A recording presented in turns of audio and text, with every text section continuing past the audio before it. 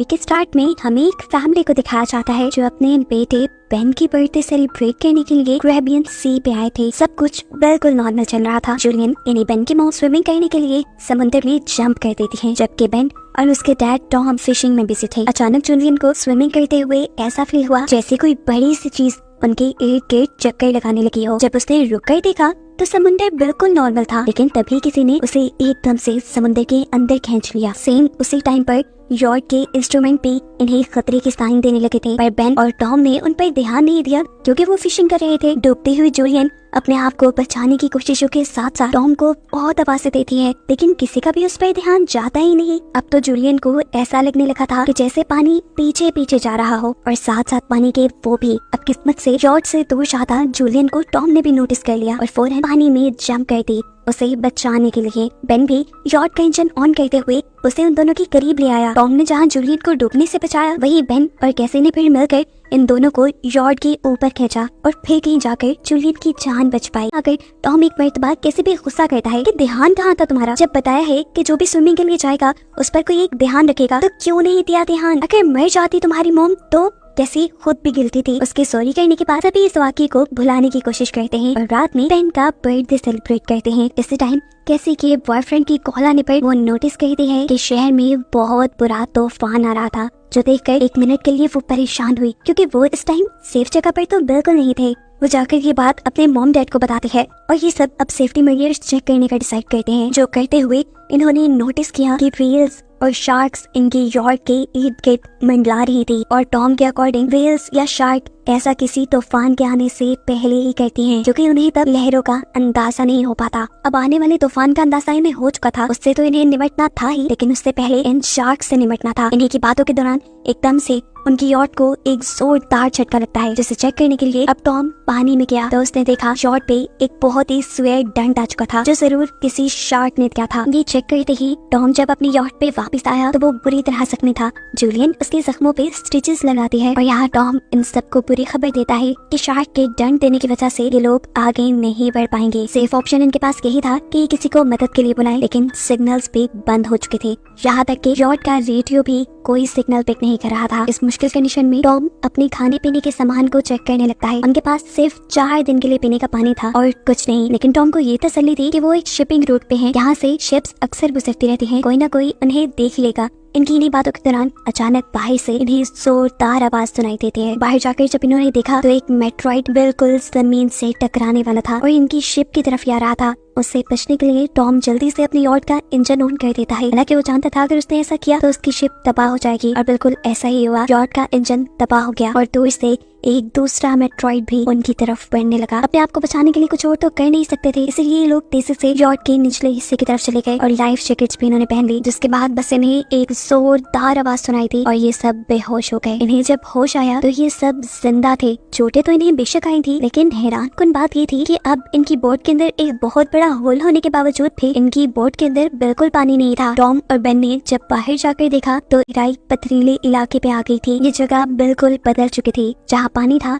वहाँ अब बस मिट्टी के पहाड़ रह गए थे। टॉम जल्दी से अब कंपास निकालता है और डायरेक्शन देखने लगा। तब जाकर उसे पता चला कि इस जमीन के साथ कुछ गड़बड़ी हो गई है। जमीन के सभी पोल्स चेंज हो गए हैं। जमीन के नॉर्थ पोल पे साउथ पोल आ गया था, जबकि साउथ पोल पे नॉर्थ पोल चला गया था। और ऐसे ही जहाँ पर सहरा थे, समुद्र का सारा पानी वहाँ शिफ्ट हो गया था और अब समुद्र की जगह सहरा बन चुकी थी। और ये चीज रियलाइज होते ही ये सब के सब शॉक रह गए।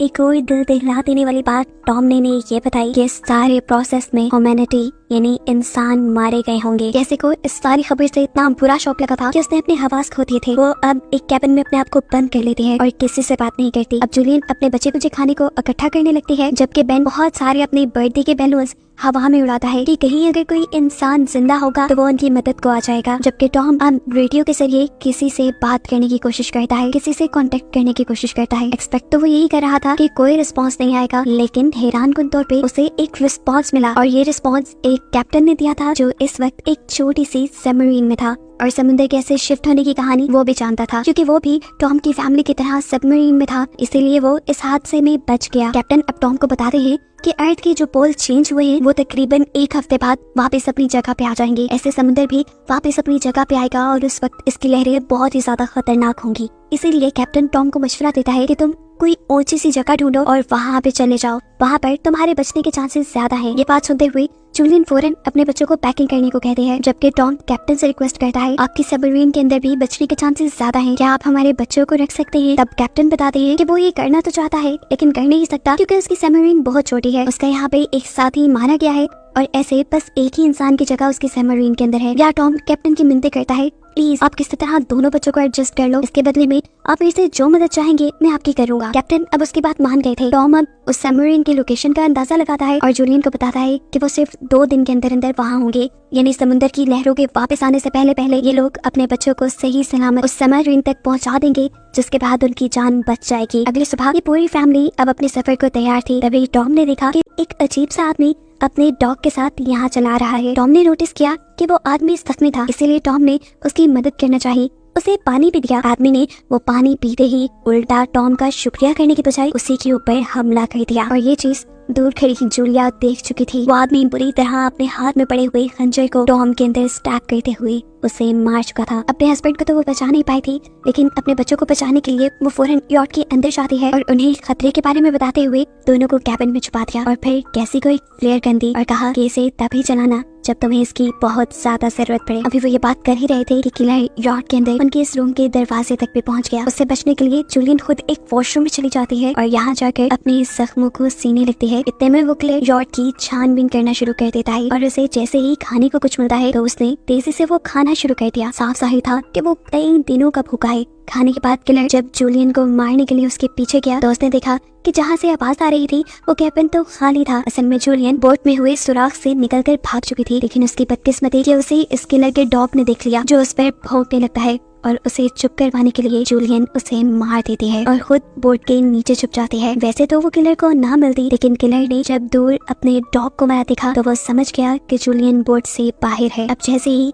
किलर उसे पकड़ने के लिए बोट से नीचे उतरा, जूलियन बोट की दूसरी तरफ से एक दूसरे टूटे हुए शीशे को अपना रास्ता बनाते हुए बोट के अंदर आ गई, लेकिन उसकी बदकिस्मती कि थोड़ी ही देर में पकड़ी गई वो उस किलर के हाथों। किलर उसे बालों से पकड़ के खूब टॉर्चर करता है, उसका गला दबाने लगता है, जबकि को बचाने के चक्कर में उसके साथ लड़ने लग जाती है। कैसी जो कैबिन से ये सब कुछ देख रही थी उसे लगा ये सही मौका है फ्लेयर गन यूज करने का। उसने यहाँ पे फ्लेयर गन चला दी, जिससे उस आदमी को तो ज्यादा नुकसान नहीं हुआ, लेकिन उनकी यॉट चलने लगी। अब अपने आप को बचाने के लिए जूलियन जल्दी से अपने दोनों बच्चों को लेकर इस यॉट से निकल गई। जहाँ से बाहर निकलते हुए उस किलर ने दोबारा जूलिया के ऊपर हमला किया, लेकिन इस मर्तबा जूलियन ने अपनी टांग से उनसे पीछे धकेलते हुए अपने आप को फ्री करवा लिया। बाहर जाते ही कैसी और बेन अपने डैड की डेड बॉडी को देखकर रोने लगी। उन्होंने ये सब नहीं सोचा था जो उनके साथ हो चुका था। बेन को लग रहा था कि ये सारा उसका कसूर है, ना वो कलरफुल बैलून्स वहाँ छोड़ता और ना ही ये इंसान उन्हें देखकर यहाँ तक आता। अब जूलियन भी अपने हस्बैंड के पास रो ही रही थी कि तभी उसने देखा कि किलर जल्दी ही यॉट से बाहर निकल आया है। यहाँ रुकना बहुत बेवकूफ था। वो अपने बच्चों को लेकर यहाँ से भागती है। भागते भागते ये लोग काफी थक चुके थे। ये लोग एक पहाड़ी के पीछे अब आराम करने के लिए रुकते हैं, क्योंकि नहीं लगा कि उस किलर ने इनका पीछा छोड़ दिया होगा। यहाँ पर भी बेन बस रो ही रहा था। कैसी उसे हौसला देते हुए थोड़ा सा पानी देती है, लेकिन बेन ये पानी पीने से भी इनकार कर चुका था। अभी वो लोग ये सब बात ही कर रहे थे कि जूलिया ने देखा कि किलर अभी भी उनके पीछे है। ये तीनों जल्दी से किलर से बचने के लिए आगे भागना शुरू कर देते हैं। भागते भागते ये लोग थक भी चुके थे, लेकिन पीछे जब भी देखते तो किलर इनके पीछे ही होता। किलर से बचने के लिए ये लोग रुकते नहीं और भागते हुए एक ऐसी जगह पर पहुँचते हैं जिस जगह पर जहरीला पानी मौजूद था। यहाँ पर उन्हें कुछ भी हो सकता था, लेकिन जूलियन यही से आगे गुजरने का अपने बच्चों को ऑर्डर देती है। यहाँ से निकलते ही बेन की हालत खराब हो गई और जूलियन को रियलाइज हुआ कि बेन डिहाइड्रेटेड हो चुका है। उनके पास पानी की आखिरी बूंदें थी जो उन्होंने बेन को दी थी, लेकिन इतने से पानी से कुछ होने वाला नहीं था। इस पॉइंट पे आकर कैसी बिल्कुल अपना आप हार देती है। उसे अब भरोसा नहीं रहा था कि वो लोग जिंदा भी रहेंगे या नहीं। वो अपनी मौत को मान चुकी थी। इन सब से भी वो यही मानने को कहती है, लेकिन जूलियन उसे कहती है मैं जो कह रही हूँ वैसा ही करो, हम आगे बढ़ेंगे और मुझे पता है कि मैं तुम्हें बचा लूंगी। जूलियन के कहने पर कैसी और बेन ने दोबारा चलना शुरू किया और थोड़ी ही दूर जाने पे इन्हें एक प्लेन दिखा जो सालों पहले कभी तबाह क्या होगा। ये लोग उस प्लेन के अंदर छुप जाते हैं और जूलियन यहाँ पर आखिरी मर्तबा अपनी फैमिली फोटो देखती है जो इन्होंने कल रात ही ली थी। इस फोटो को देखते हुए सब टॉम को याद कर रहे थे। रात भी काफी हो चुकी थी, ये लोग थके हुए भी थे। कैसी और बेन सो गए और जूलियन बेचैनी में उठकर इस प्लेन से बाहर आ गई, जहाँ माउस ने देखा कि रात के इस अंधेरे में भी किलर ने उनका पीछा करना नहीं छोड़ा था। किलर भी उसे देख चुका था। यहाँ पर जूलियन सोने की एक्टिंग करती है और जैसे ही किलर उसके करीब आता है तो जूलियन फौरन उठकर उसके ऊपर हमला कर देती है और ऐसे उसे स्टैब करते हुए मार डालती है। आखिर उनके सिर से ये खतरा तो टला। जूलियन भी अब सुकून की नींद सोई और सुबह जब ये लोग उठे तो इन्होंने देखा कि किलर की बॉडी बहुत बुरी हालत में थी और इससे इन्हें अंदाजा हो गया कि ये खाली समुंदर भी बहुत खतरनाक है। खैर अब इन्हें उस सबमरीन तक जाना था जहाँ पर कैप्टन था। अब जूलियन जिस टाइम तक मैप देख रही थी आगे बढ़ने के लिए, बेन को बहुत ही ज्यादा प्यास लगी हुई थी। वो जाकर पास के तालाब में पानी पीने लगता है। हालांकि जूलियन ने उसे यहाँ से पानी पीने से मना किया था, ये जहरीला तालाब था, लेकिन बेन को तो इतनी प्यास लगी थी कि उसने एक नहीं सुनी और जबरदस्ती जूलियन को उसका सर पकड़ के बाहर निकालना पड़ा। ये पानी पीने की वजह से बेन बीमार हो चुका था। अब जूलियन और कैसी उसके लिए एक शेल्टर बनाते हैं जहाँ पर अभी इन्होंने कुछ देर ही आराम किया था कि अचानक जूलियन को अजीबोगरीब आवाज आने लगी। बाहर जाकर जब उसने देखा तो बहुत सारे उन्हीं की तरफ बढ़ रहे थे। इनसे बचने के लिए इन्होंने भागना शुरू किया और दूर इन्हें एक बहुत बड़ी शिप नजर आई। ये एक कार्गो शिप थी जिसके अंदर बहुत सारे कंटेनर्स भी थे। इन्हीं कंटेनर्स के अंदर कुछ लोगों ने पनाह ली हुई थी। इन तीनों को देखते ही वो सारे के सारे लोग एक कंटेनर में जाकर उसे लॉक कर देते हैं और जूलियन दरवाजा खोलने के लिए मदद मांगने के लिए गिड़गिड़ाती रह जाती है। क्रैब्स का एक बड़ा तूफान अब इनके पीछे था। इनसे बचने के कंटेनर के ऊपर चढ़ गए और जूलियन ने भी ऊपर चढ़ना शुरू किया, लेकिन तब तक एक क्रैब उसे काट चुका था। लेकिन जूलियन उसे हटाते हुए ऊपर आ गई। उसने अपने जख्मी पांव को अपने स्कार्फ के साथ बांध दिया और फिर बेहोश हो गई। बेन और कैसी ने देखा कि वो क्रैब्स उस कंटेनर को काटते हुए उसके अंदर चले गए थे और वहाँ के लोगों पर उन क्रैब्स ने बुरी तरह हमला कर दिया। हालांकि जिन लोगों के पास वेपन्स थे उन्होंने वेपन्स के जरिए उन क्रैब्स को मारने की कोशिश तो की, लेकिन वो कितने भी क्रैब्स को मारते। खैर सुबह हुई और जूलियन को होश आया। उसने देखा कि उसकी दोनों बच्चे यहाँ नहीं है। वो बुरी तरह डर गई क्योंकि ये इतनी खतरनाक जगह थी कि कोई भी मर सकता था। जूलियन उनको खोने की डर से रोने लगी थी, लेकिन तभी दूर से उसे कैसी और बेन आते दिखाई दिए जो असल में खाने और वेपन्स की तलाश में गए थे और अब क्रैब्स पे यहाँ से नजर नहीं आ रहे थे क्योंकि वो यहाँ से आगे शिफ्ट हो गए थे। उन्हें देखकर जूलियन की जान में जान आती है। जूलियन अब अपने क्रैब के काटे जख्मों का ध्यान करती है जबकि बेन अपने इकट्ठे किए हुए वेपन्स को देखने लग जाता है। अब जूलियन अपने रेडियो के जरिए कैप्टन से कांटेक्ट करती है जो उसे बताता है कि उसके ऊपर भी सी क्रिएचर्स ने हमला कर दिया है। वो बहुत ही ज्यादा जख्मी है और वो अब इनकी मदद नहीं कर सकता। साथ ही उसने अब जूलियन को ये भी बताया था कि समुद्र जल्द ही अपनी जगह पर वापस आने वाला है, इसीलिए तो ये सारी क्रिएचर्स वापस आ गई हैं।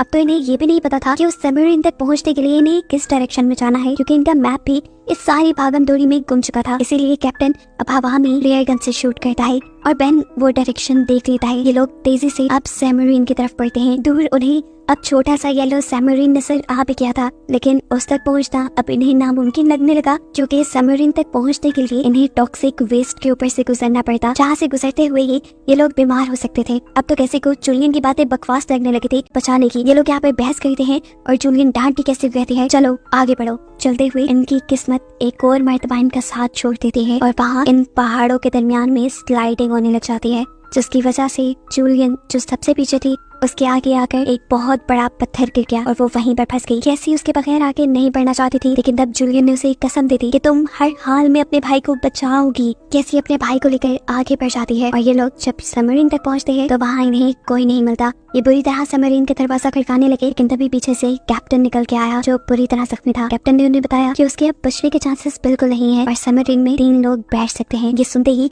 कैसी वापस पीछे की तरफ मुड़ी जहाँ उसकी मॉम स्टक हो गई थी। इस टाइम जूलियन गन के जरिए अपने करीब आने वाले क्रैब्स को मार रही थी और बुलेट्स उसकी तकरीबन खत्म ही हो गई थी। इससे पहले कि कोई और क्रैब उसके ऊपर हमला करता, कैसी उसके पास आकर उसे हाथ देती है। उसकी मदद से जूलियन फाइनली वहाँ से बाहर निकलने में कामयाब हो गई और ये दोनों भागते हुए अब वापस सबमरीन तक आ गए। ये लोग बिना वक्त ज़ाया किए अब सबमरीन के अंदर बैठ गए। इनके बेल्ट्स लगाते हुए ही इन्हें सामने से समुद्र की एक बहुत बड़ी लहर आती दिखाई दी, जिसके इनके सबमरीन से टकराते ही ये लोग बेहोश हो गए। जूलियन को अब जब होश आया तो हैरानकुन तौर पे उनकी सबमरीन इस वक्त पानी में नहीं थी। समुद्र की वो बड़ी लहर इनकी सबमरीन को घसीट के एक तबाह हुए शहर पे ले आई थी, जिसकी हालत बता रही थी कि यहाँ पर उनके अलावा कोई जिंदा नहीं रहा होगा और बस यही दिखाते हुए ये कहानी यहाँ खत्म